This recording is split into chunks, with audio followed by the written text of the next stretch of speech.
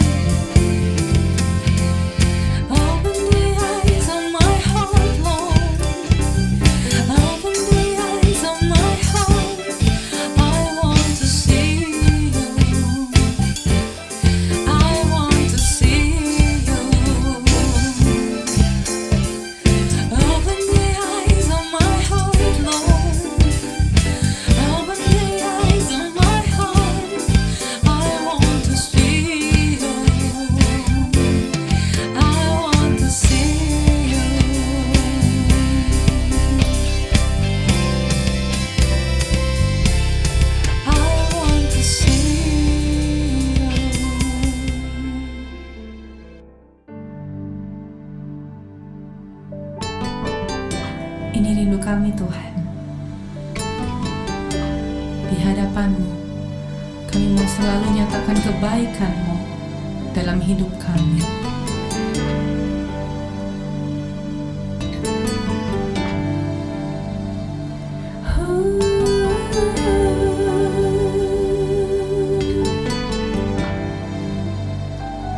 I love you, Lord, for your mercy never failed me.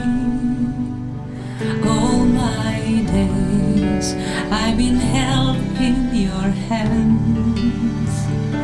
From the moment that I wake up until I lay my head, I will sing of the goodness of God. All my life you have been faithful.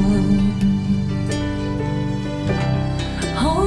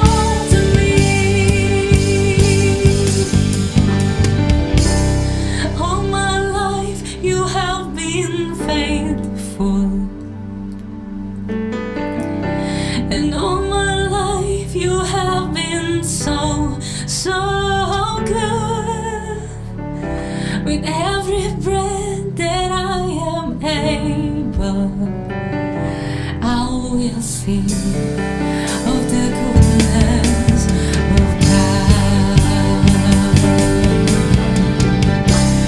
All my life you have been faithful, and all my life you have been so, so good. With every breath that I am able, I will sing of the goodness of God. I will sing of the goodness of God. And I will sing of the goodness of God.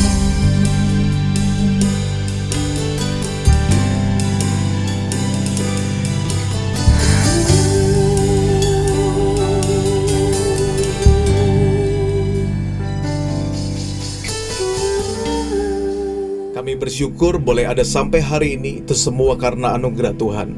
Bicara pada kami, sampaikan isi hatimu.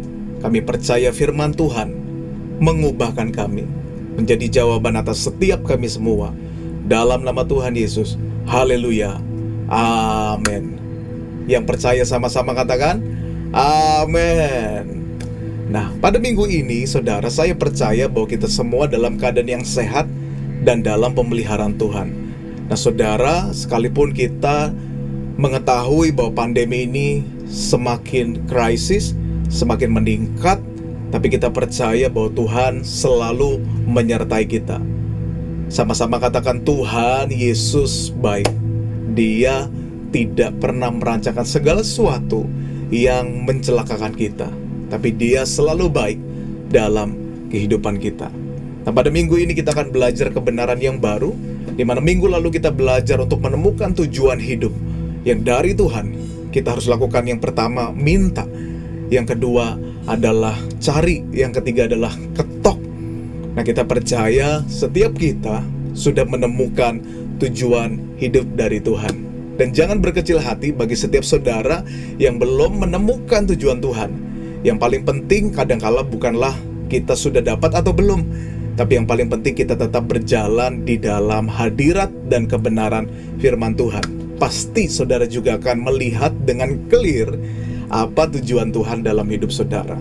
Nah, pada minggu ini tema firman Tuhan yang Tuhan berikan kepada kita semua adalah on the track. Sama-sama katakan on the track.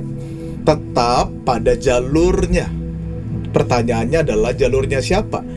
Yaitu jalurnya Tuhan.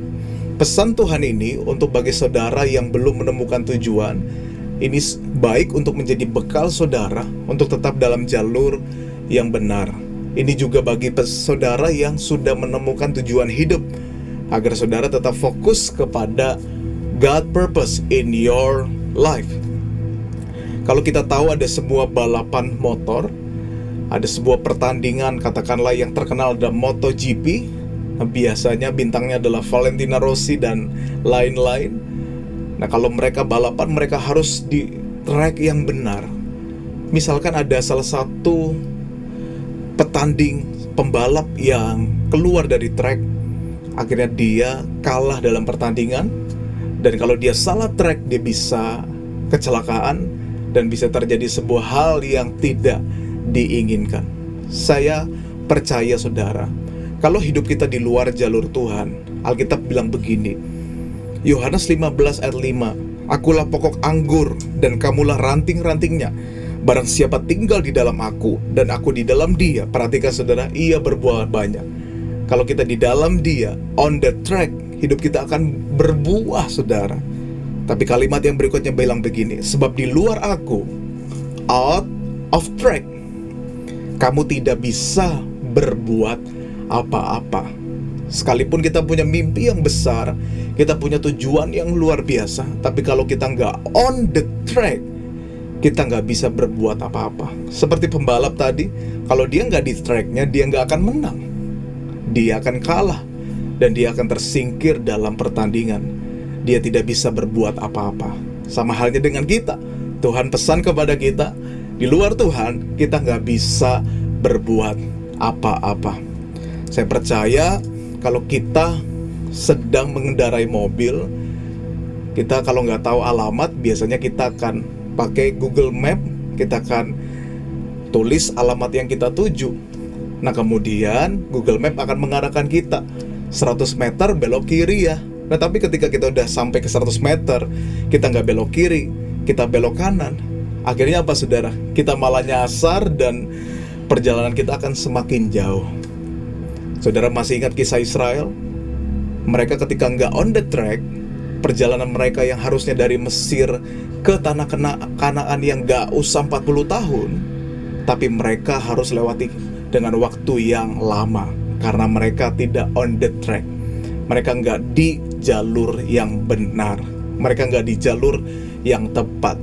Itu sebabnya hari ini sangat penting agar hidup kita ikuti arahan Tuhan dan ikuti jalur yang Tuhan telah tetapkan atas kehidupan kita. Ada 3 hal yang akan kita pelajari bersama-sama agar kita tetap on the track. Ada 3 T. T yang pertama adalah tidak kecil hati. Mari sama-sama ulangi 1-2 ya. Tidak kecil hati.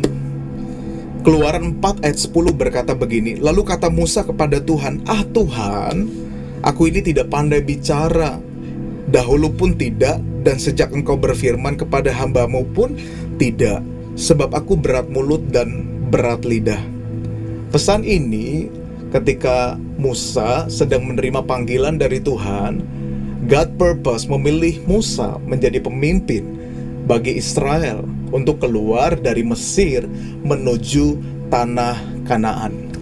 Ketika dia dipanggil Tuhan, menerima tujuan hidup dari Tuhan, dia berkata, "Tuhan, aku ini gak bisa ngomong." Bahkan dia ngedumel sama Tuhan, "Ah Tuhan, aku gak pandai bicara dulu dan sekarang juga." Nah kemudian dia bilang juga, dia jelaskan lebih detail, "Aku berat mulut dan berat lidah."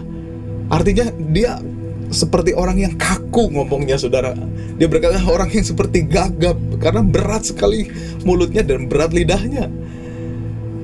Nah sebuah kisah ini menggambarkan bahwa Musa mengecilkan hatinya. Dia mengecilkan dirinya, bahwa dia merasa gak bisa untuk menjadi pemimpin Israel yang memimpin banyak orang untuk keluar dari Mesir. Dia merasa gak mampu, dia merasa gak layak, dia gak merasa bisa berbicara. Karena pasti seorang pemimpin akan banyak berkomunikasi untuk memimpin orang lain.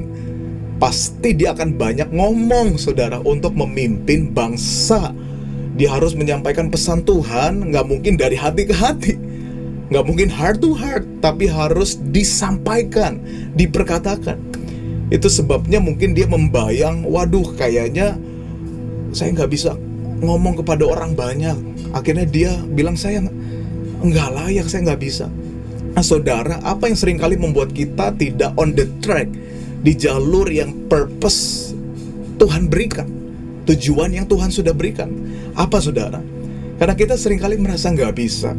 Banyak orang yang seringkali merasa nggak mampu, berkata, "Tuhan, saya kan dari keluarga yang biasa, saya kan gak pinter, apalagi saudara, saya kan gak mampu, saya gak ahli." Saudara, saya percaya gini, kalau Tuhan memberikan tujuan hidup kepada kita, artinya Tuhan yang sama, yang akan menolong saudara, yang akan melengkapi saudara. Dia bertanggung jawab untuk melatih saudara, sehingga saudara akan dimampukan untuk mengemban tujuan dari Tuhan. Nah pertanyaannya, kenapa sih seringkali kita merasa kecil hati? Jawabannya adalah karena cara melihat kita. Cara melihat kita seringkali pakai cara melihat yang lama, melihat diri kita. Kita melihat diri kita nggak bisa, kita melihat diri kita nggak mampu.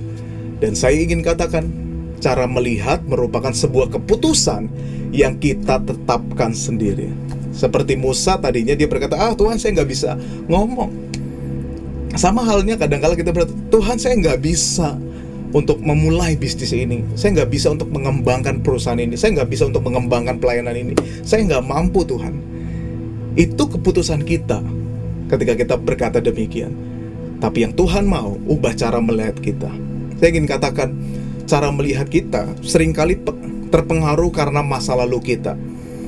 Mungkin kita pernah dibully, kita pernah dinilai yang tidak baik oleh orang lain, oleh guru, oleh orang tua, oleh saudara, dan siapapun juga. Yang membuat kita adalah orang yang tidak bisa berhasil, orang yang tidak mampu, orang yang biasa, orang yang gagal, dan lain sebagainya. Itu pasti pengaruh masa lalu kita. Rick Warren berkata begini, "We are product of our past, but we don't have to be prisoner of it." Artinya adalah kita memang produk masa lalu, tapi kita tidak harus menjadi tawanannya. Kita boleh punya pengalaman masa lalu direndahkan, dikecilkan, tapi jangan tertawan oleh masa lalu itu. Jangan biarkan masa lalu kamu menentukan masa sekarang dan masa depan kamu. Kita harus dengar apa yang Tuhan sampaikan tentang kita, bukan penilaian kita dan bukan penilaian orang lain. Di tangan saya ada cincin. Cincin ini sangat kecil, tapi sangat besar nilainya. Kalau misalkan cincin ini 5 gram, tentu nilainya cukup mahal, saudara. Padahal ini sangat kecil, tapi ada barang yang besar, misalkan bantal saudara. Itu sangat besar ya, tapi nilainya tidaklah besar. Saudara, jangan khawatir. Mungkin kalau kita merasa diri kita kecil, tapi ingat baik, di mata Tuhan, kita itu berharga, kita itu besar, dan dipercayakan Tuhan hal-hal yang besar. Firman Tuhan dalam 1 Petrus 2 ayat 9 berkata demikian, "Tetapi kamulah bangsa yang terpilih, imamat yang rajani, bangsa yang kudus, umat kepunyaan Allah sendiri, supaya kamu memberitakan perbuatan yang apa, saudara? Yang besar dari Dia yang telah memanggil kamu keluar dari kegelapan kepada terangnya yang ajaib." Wah, ini cara melihat Tuhan kepada kita, bahwa Dia bilang begini, kamu bangsa yang kudus, umat kepunyaan Allah, akan memberitakan perbuatan Tuhan yang besar di dunia ini. Saudara, lihat diri Anda dengan cara melihatnya Tuhan. Identitas kita tidak ditentukan oleh masa lalu kita. Identitas kita tidak ditentukan oleh perkataan orang lain tentang kita, tapi identitas kita ditentukan apa kata Tuhan.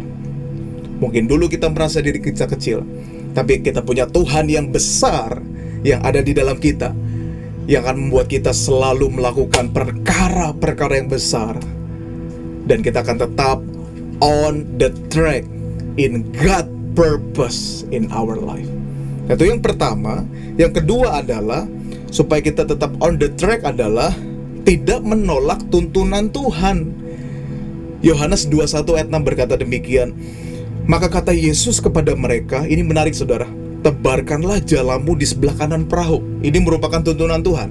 Ini merupakan God direction kepada Petrus.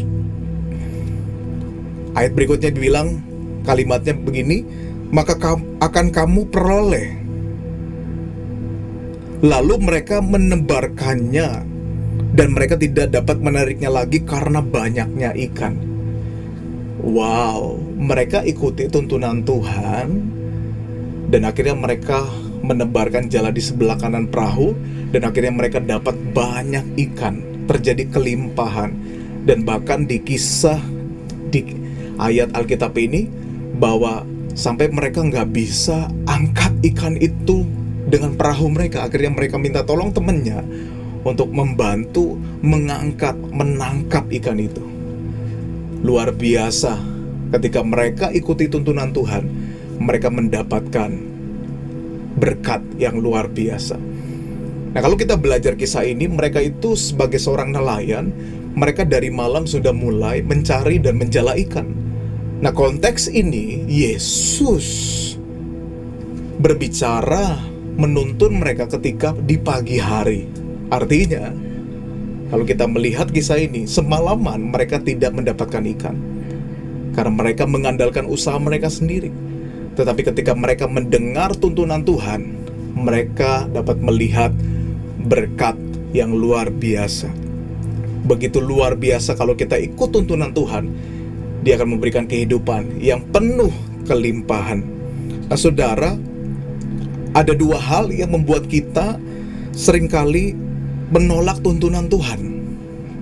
Yang pertama adalah karena kita fokus kepada masalah dan tantangan kehidupan kita.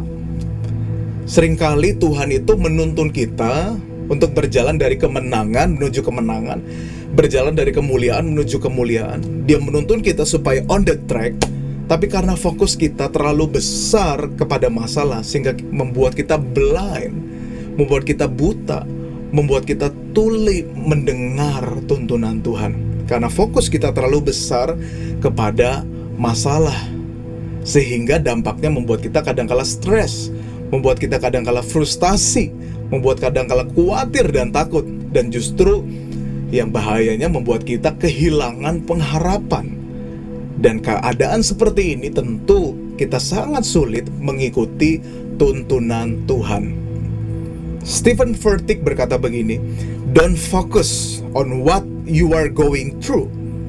Focus on what God is doing through it." Jangan fokus kepada apa yang kita sedang alami, tapi fokus kepada apa yang Tuhan sedang lakukan melalui itu semua. Jangan fokus kepada masalahnya, tapi fokus kepada Tuhan yang sedang ada di tengah masalah tersebut. Ketika saudara fokus kepada Tuhan, saudara akan melihat apa yang Tuhan sedang lakukan. Saudara akan dapat mendengar tuntunan Tuhan. Saudara dapat mengikuti tuntunan Tuhan dengan baik di tengah persoalan saudara. Nah, kalau saudara ikuti tuntunan Tuhan, fokus kepada Tuhan, saudara akan melihat jalan keluar, saudara akan melihat harapan, saudara akan melihat mujizat dan kemenangan demi kemenangan dalam kehidupan saudara. Itu yang pertama. Yang kedua adalah apa yang membuat kita seringkali menolak tuntunan Tuhan. Yang kedua adalah karena kita fokus kepada keuntungan. Pastor T.D. Jakes berkata begini, "When you follow your purpose, the profit will follow you. But if you run after profit, you will run out of your purpose." Dikatakan kalau kita mengikuti atau mengejar tujuan kita, maka profit atau keuntungan akan mengejar kita. Tapi kalau kita mengejar profit lebih dari purpose, maka kita akan keluar dari purpose. Nah, apa yang membuat kita sulit mendengar tuntunan Tuhan, mengikuti tuntunan Tuhan adalah ketika fokus kita kepada profit lebih besar daripada God purpose. Dulu ketika kita belum punya apa-apa, belum ada keuntungan, belum ada hasil, seringkali kita on the track. Seringkali kita fokus kepada Tuhannya, fokus kepada Dia yang memberikan berkat, fokus kepada Dia yang menuntun setiap langkah kehidupan kita. Tapi seringkali begitu banyak orang ketika mulai ada hasil, mulai ada keuntungan, begitu banyak orang lebih fokus kepada keuntungan, fokus kepada profit, fokus kepada hasil, sehingga mereka lupa fokus kepada siapa yang memberi profit, siapa yang memberi hasil. Padahal kalau kita fokus kepada Tuhan, maka profit, keuntungan akan semakin mengikuti kita. Kita akan selalu diberkati Tuhan. Tapi kalau kita fokus kepada keuntungan, itu yang membuat kita seringkali tidak bisa mendengar tuntunan Tuhan yang selalu baru setiap hari dalam kehidupan kita. Karena kita lebih besar attention-nya, perhatiannya kepada keuntungan kita, kepada berkatnya. Saya ingin katakan, fokus berkat akan kehilangan berkat. Fokus Tuhan akan mendatangkan berkat. Itu sebabnya kalau saudara fokus kepada Tuhan, saudara akan semakin dengar tuntunan Tuhan. Fokus sehingga saudara bisa on the track. Yang ketiga adalah tidak berhenti percaya akan tujuan tersebut. Kita buka sama-sama dalam 1 Raja-Raja 18 ayat 43 sampai 44. Saya bacakan bagi saudara. Setelah itu ia berkata kepada bujangnya, naiklah ke atas, maksudnya ke bukit, lihatlah ke arah laut. Bujang itu naik ke atas, ia melihat dan berkata, tidak ada apa-apa. Jadi setelah naik ke bukit, ternyata nggak ada apa-apa. Kata Elia kepada bujang itu, pergilah sekali lagi.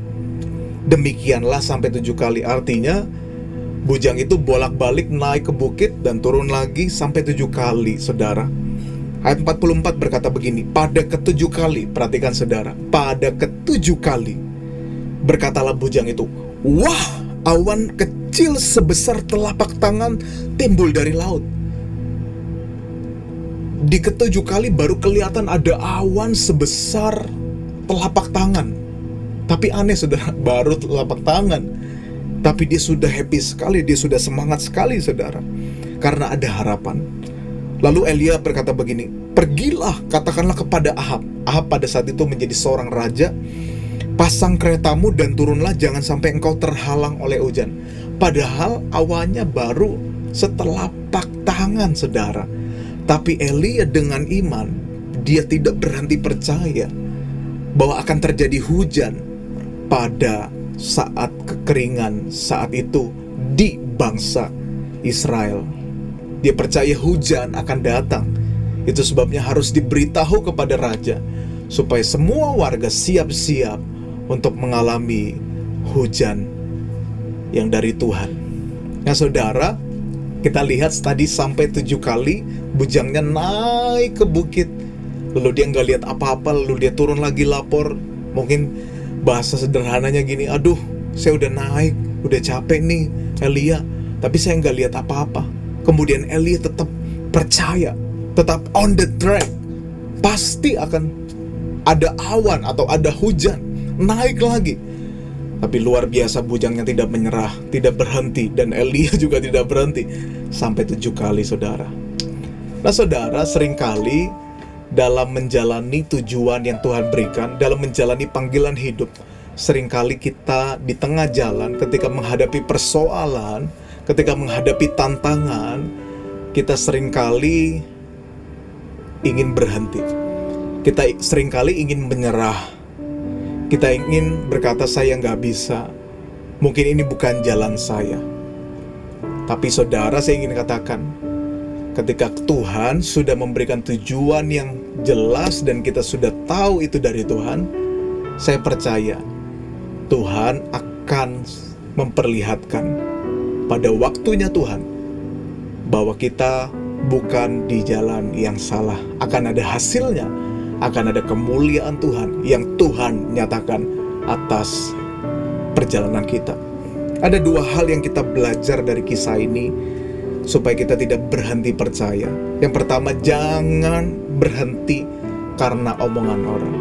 Seringkali dalam perjalanan, seringkali banyak input dari orang yang kadangkala melemahkan iman kita atau membuat kita jadi tidak fokus kepada God purpose in our life, membuat kita merasa bahwa kita salah jalan. Saudara, seringkali perkataan mereka bukanlah sebuah hal yang sesuai dengan tuntunan Tuhan. Itu sebabnya T.D. Jakes berkata begini, whatever God has known you to do. Jadi apapun yang Tuhan sudah urapi kita untuk lakukan, do it, lakukan itu. Don't let what people think stop you. Jangan biarkan pikiran orang memberhentikan kita. Siapapun itu, kalau mereka membuat kita berhenti, mari kita belajar untuk kembali ingat God purpose in our life. Kemudian yang kedua adalah jangan berhenti karena belum melihat buahnya. Yang membuat kita seringkali berhenti percaya adalah karena ketika di tengah jalan, ketika kita sedang on the track, di tengah perjalanan purpose dari Tuhan buat kita, seringkali kita tidak sabar melihat hasilnya, tidak sabar melihat buahnya. Saudara pasti pernah belajar di sekolah dasar, kalau kita tahu tumbuhan itu selalu dimulai dari biji atau benih. Tidak mungkin benih langsung menghasilkan buah, saudara. Selalu dimulai dari benih, kemudian ada prosesnya, harus bertumbuh dulu, ada batangnya, lalu menghasilkan daun, ranting, dan cabang, akhirnya jadi pohon yang besar, dan akhirnya menghasilkan buah. Ada prosesnya, saudara. Kalau saudara ingin melihat hasil, saudara perlu sabar dan tetap on the track di dalam pertumbuhan yang benar dengan Tuhan. Dan saya percaya akan ada hasilnya, dan itu semua untuk kemuliaan nama Tuhan. Saya ingin beri semangat bagi saudara yang sedang memulai bisnis baru, yang sedang memulai komitmen lagi dengan family, dengan suami dan istri, mulai kembali membangun hubungan yang baik, mulai kembali bekerja, mulai kembali berjalan dengan Tuhan. Sekalipun saudara belum lihat hasilnya, bukan berarti Tuhan tidak bekerja. God always in your life. He's still working. Even we cannot see. Sekalipun kita belum melihat, dia tetap bekerja, saudara. Dan pada saatnya, waktunya, saudara akan melihat ada buahnya, ada hasilnya. Dan itu untuk kesenangan Tuhan.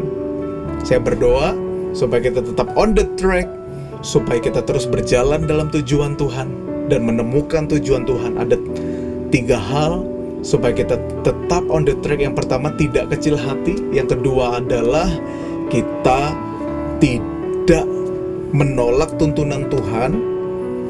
Yang ketiga adalah tidak berhenti percaya akan tujuan tersebut. Saya berdoa supaya kita semua diberkati Tuhan dan tetap on the track. Mari kita sama-sama berdoa. Aku berdoa Tuhan agar setiap kami semua tetap berjalan dalam jalannya Tuhan. Kami tetap berjalan dalam tujuan yang Tuhan telah tetapkan atas kami semua. Dan biarlah kehidupan kami memuliakan Tuhan untuk kesenangan Tuhan.